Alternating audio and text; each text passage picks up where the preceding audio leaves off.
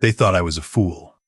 For 31 years, my nephew and his wife smiled at my dinner table, ate my food, borrowed my truck, and called me every holiday.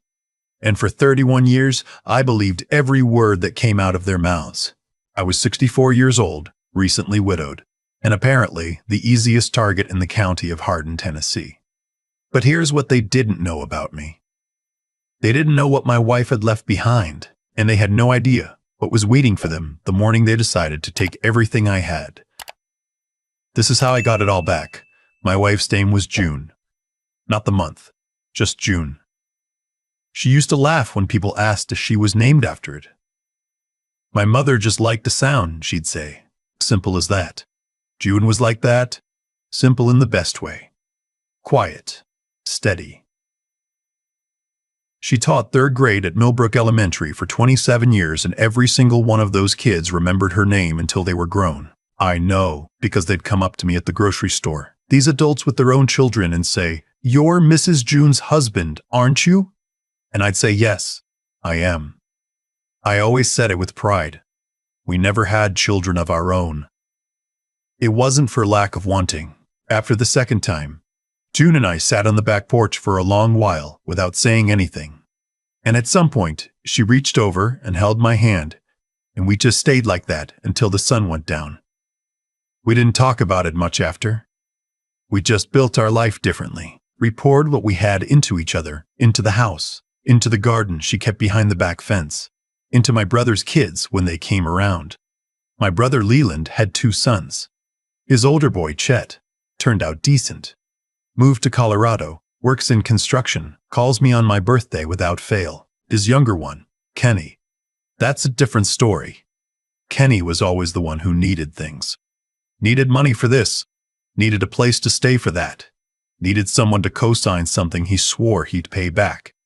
Leland passed in 2019, and after that, Kenny started calling me more. Not because he missed his daddy. I know that now. He married a woman named Darla about 6 years ago. I tried to like Darla. I genuinely tried. She had a way of looking around a room like she was taking inventory. Every time she came to the house, she'd pick something up. A figurine, a framed photo, a lamp, and turn it over in her hands like she was checking the price tag on the bottom. June noticed it before I did. "That woman is counting our things," she told me once. Quiet. The way she said things she meant seriously. I told her she was imagining it. I was wrong about that too. June was diagnosed in the spring of last year. Pancreatic. Stage 3, moving to 4. The doctor was kind about it, but there's no kind way to say what he said, and we both knew it.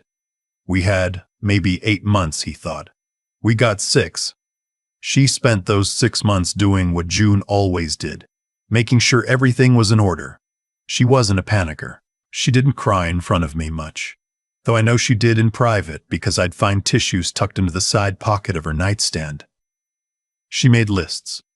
She made calls. She had long conversations on the phone in the back bedroom with the door mostly closed, and I didn't ask because I figured she was talking to her sister in Ohio or one of her old teacher friends. I didn't push. I should have paid closer attention. 3 days before she passed, she called me to sit beside her on the bed. She was very tired by then. She took my hand the way she had on that back porch all those years ago, and she said, "Everything is taken care of. I promise you, don't let anyone rush you or scare you or tell you what's yours. Give it 60 days and then go see a man named Pettiford. Walter Pettiford. His office is on Clement Street." I wrote the name down on a sticky note and put it in my wallet. I thought she meant something simple. A life insurance policy, maybe. A final account somewhere. I had no idea what June had actually done. She passed on a Thursday morning in October. Peaceful, if you can call it that. I held her hand. I am grateful for that.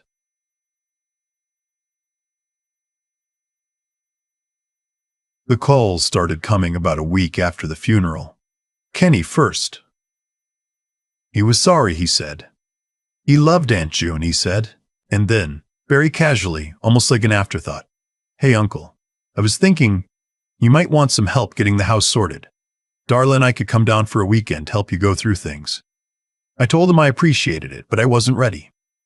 He said, of course, no rush. They called again 3 days later.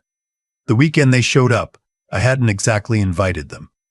I'd said sometime maybe, and they arrived with 2 cars and a rented cargo trailer. I want you to understand something about what happened next. I was not in good shape.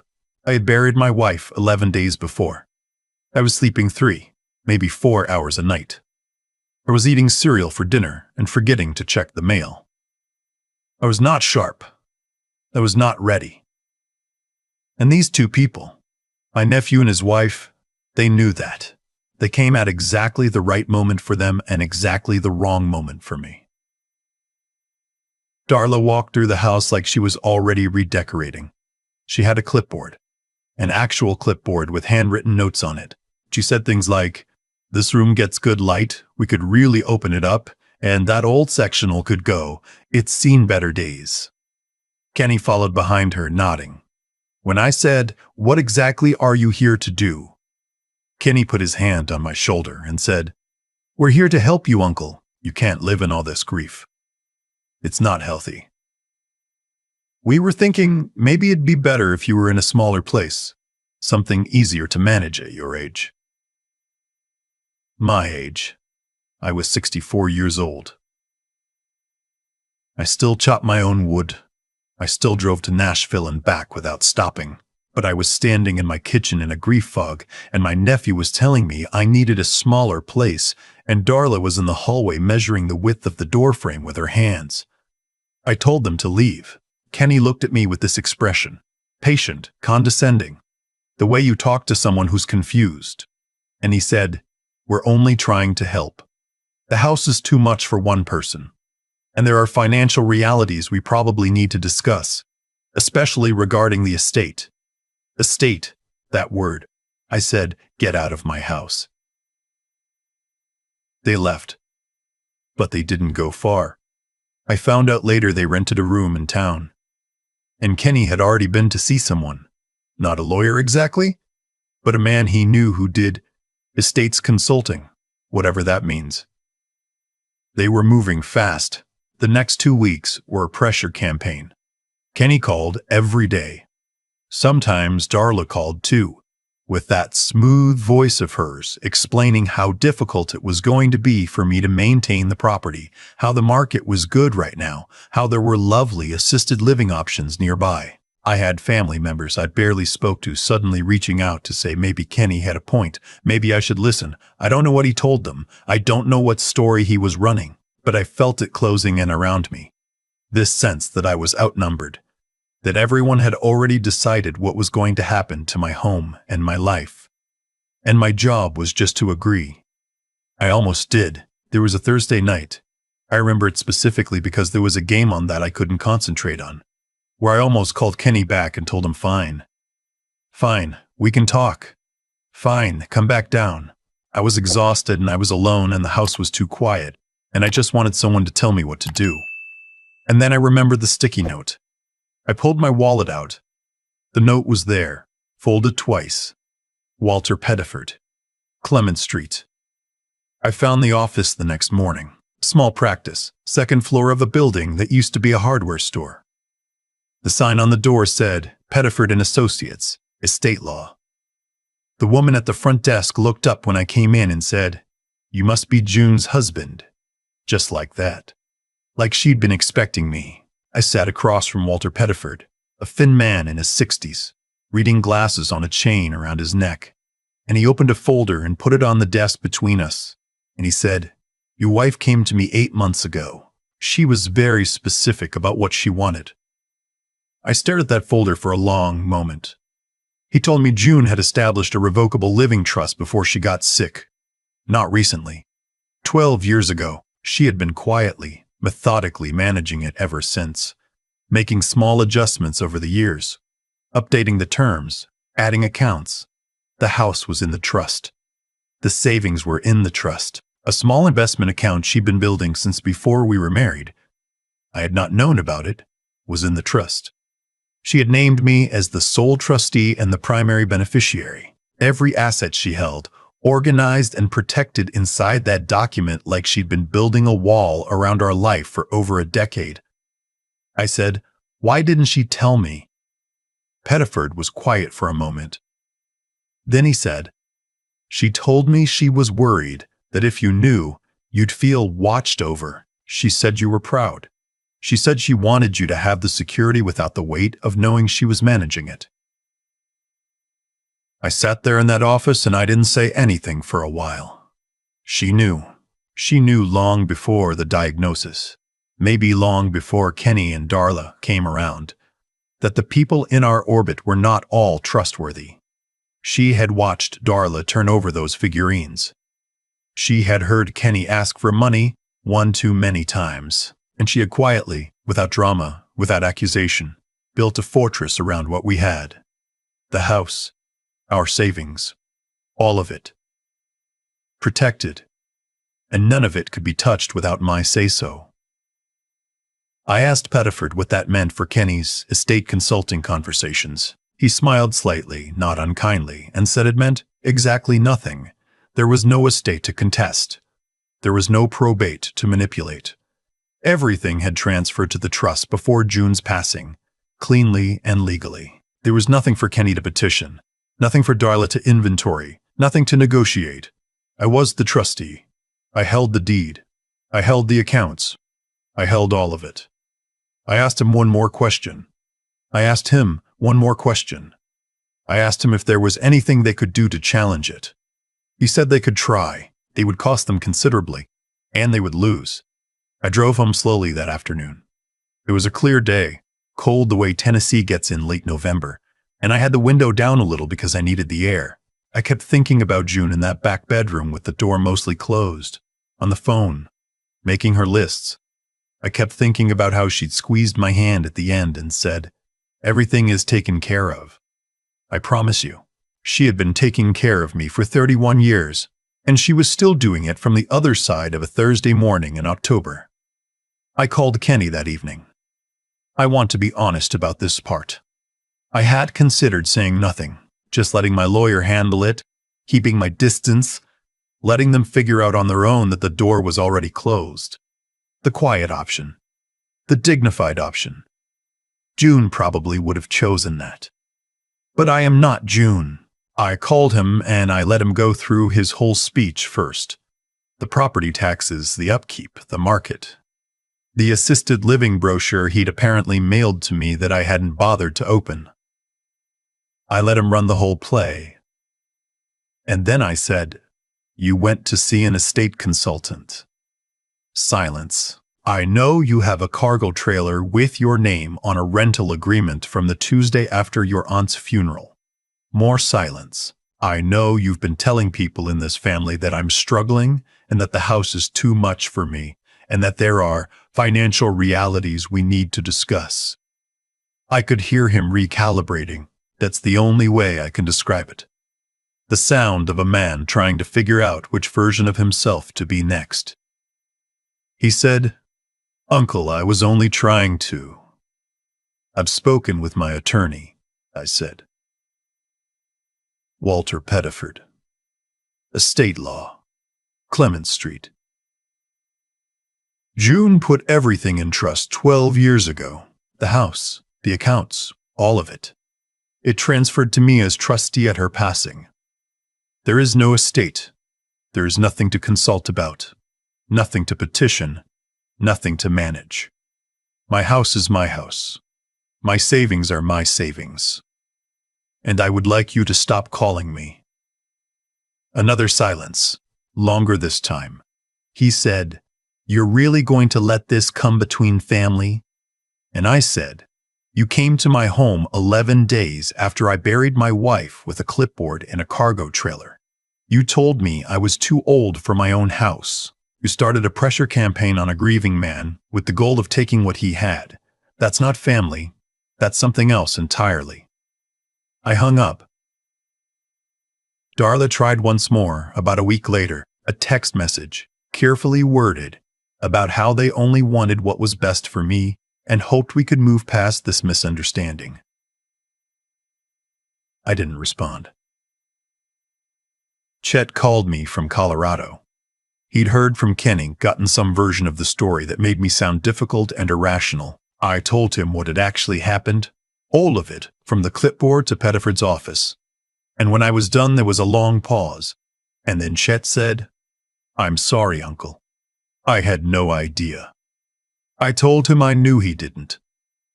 He's been checking on me every week since. The other family members fell away. A few apologized in their own indirect ways. Most just stopped talking about it.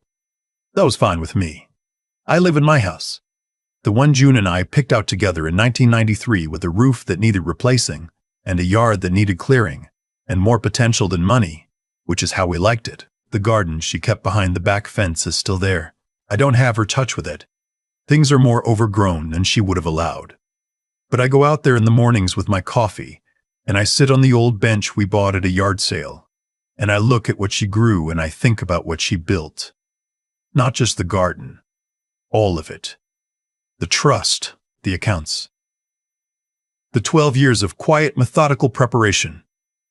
She never said a word. She never made me feel watched over or managed.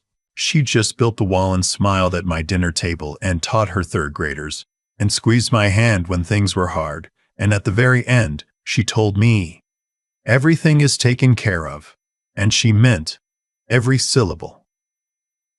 I think about Kenny and Darla sometimes. I heard through Chet that the estate consulting man's advice cost them close to $4,000. I think about the cargo trailer rental. I think about Darla's clipboard and her notes about opening up the rooms and replacing the sectional. I think about the 2 weeks of calls, the pressure, the careful orchestration of it all. All that effort, all that planning, for nothing. Because June had already done more planning, more carefully, over more years, with more love in it than they'll ever understand. She'd outworked them before they even started. That's the thing about quiet people who love you. You never see how hard they're working until it's over, and by then it's already done. I still have the sticky note in my wallet. I've thought about throwing it away, and I keep not doing it. It just says his name and the street, Walter Pettiford, Clemens Street, in my own handwriting from that afternoon beside her bed. It's worn along the folds now. I keep it because it was the last thing she asked me to do. Go see this man. Trust what I bill for you. Don't let them scare you. I did and I didn't, and I won't.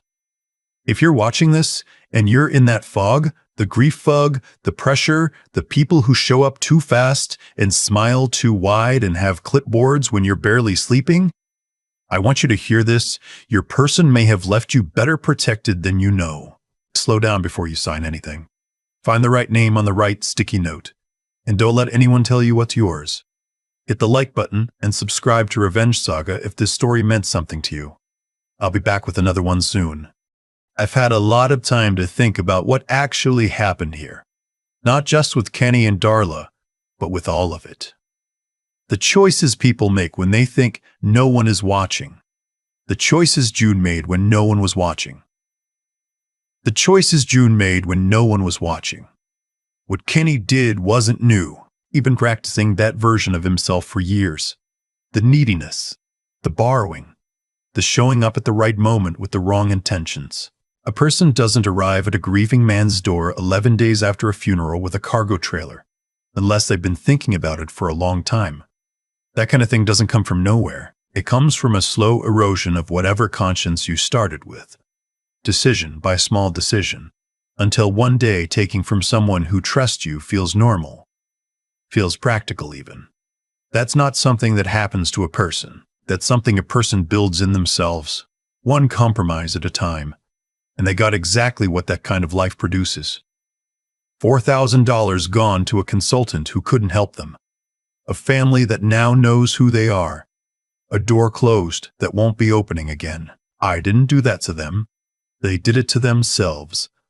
Every step they took toward my house with that trailer and that clipboard was a step away from anything I could have given them willingly. If they'd called me in that first month, not to take, just to check in, just to be decent, I would have been grateful.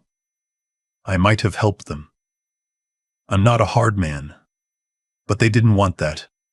They wanted the shortcut, and the shortcut led them nowhere. June understood something I didn't fully see until I was sitting across from Pettiford's desk with that folder open between us. She understood that intelligence without integrity is just a more efficient way to cause harm.